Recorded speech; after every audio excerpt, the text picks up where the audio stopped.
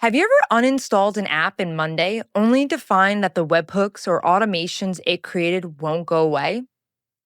Even though that the app is gone, the automations are stuck.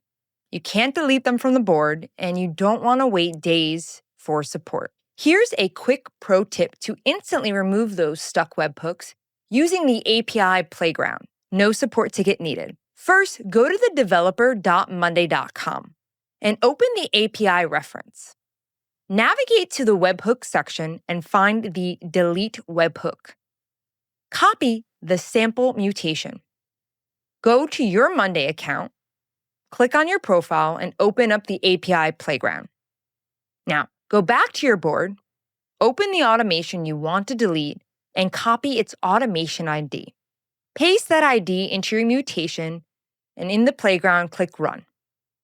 If you did it right, you'll get a success message. Refresh your board, and boom, the webhook is gone. Repeat this for any leftover automations.